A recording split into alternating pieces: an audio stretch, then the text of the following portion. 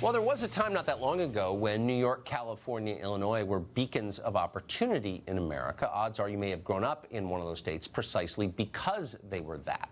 But now those three states are failing, and they're doing so at a very rapid pace. In 2017, New York, California, and Illinois were the first, second, and third in losing residents to other states. New York leads. New York lost 180,000 people to other places. California lost 156 people total. That number may be misleading because of the inflow. We're not exactly sure. Lost a ton, though. Illinois lost 114,000 people. They're the only states to lose more than 100,000 of their own population. Now, why is that happening? Well, you know the answer. All three of those places have become really hostile to normal people, to the American middle class.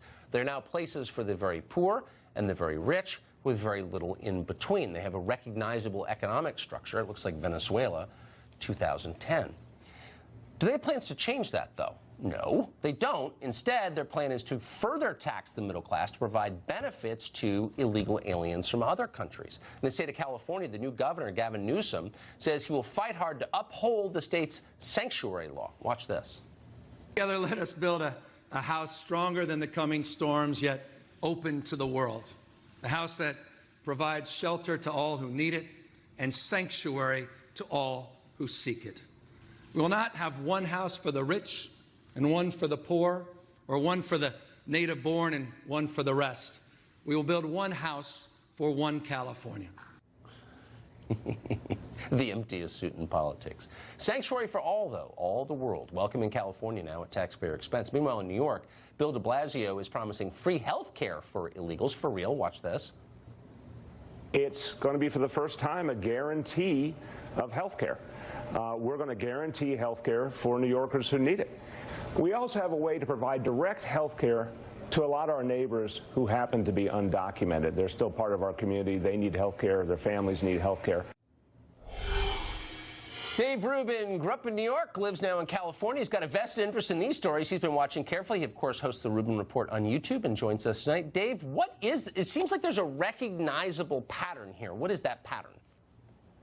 Well, first off, Tucker, I don't know how I became a remotely sensible person growing up in New York and living in California now, but I guess I somehow did it. Because you saw the alternatives, that's why. Right. Well, I want to get that Gavin Newsom quote right. Did he say we have one house for the rich and one house for the poor, and that's a problem? You know, he is quite rich. How many poor people do you think live in his house? I'm guessing zero. Right around that, right around zero. Endless, yeah, right. It would be roughly zero. I don't want to pin him down too hard right now. But look, this is this endless hypocrisy.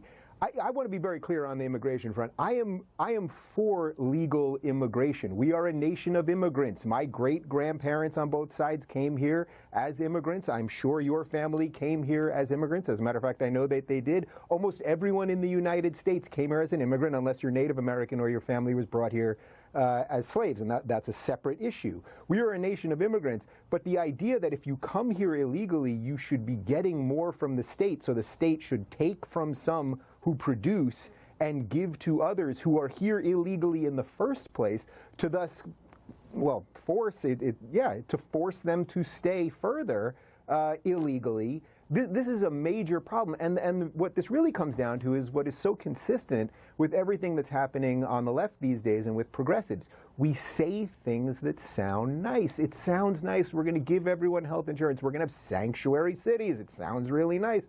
But these are not things that are good for a society that truly wants to be free, that wants you to keep what you earn, what allows you to live as you see fit. This is a recipe for disaster if we're incentivizing people to do illegal things. I mean, this is pretty basic stuff, and yet it's become somehow controversial to say any of this. Why does no one ever raise the alarm over the more than 100,000 American citizens fleeing these states every year, and the close to 100,000 American citizens living on the streets as homeless people right now? You never hear anything about that.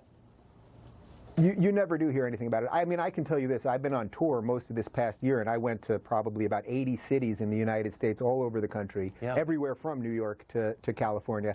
And I was on stage in Denver, and I did a joke about how great I thought the city was, and the economy was great, and the people were all nice. I said, I'm considering moving to Denver.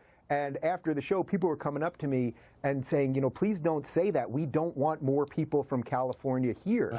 That just tells you, they're sort of joking to me, but what they're saying is people are leaving California. If you're being taxed to the nth degree in California, they're getting out of California and they're moving to Denver. They're moving elsewhere. I mean, again, I could tell you that through doing this tour, all of the progressive cities, when I went San Francisco, when I went to Berkeley, when I went to Portland, Seattle, there are drugs, there are homeless people everywhere. In San Francisco, this is not a joke, there is actually an app to tell you what streets to watch out for human poop on. This is not a joke. People can check this out. No, it's not a joke. I mean, you go to a conservative city and it's pretty well run. Yeah, I think Boise and Jackson are fine. Dave, thanks very much. Great to see you. You got it, Tucker. Bernard Whitman is a Democratic pollster. He's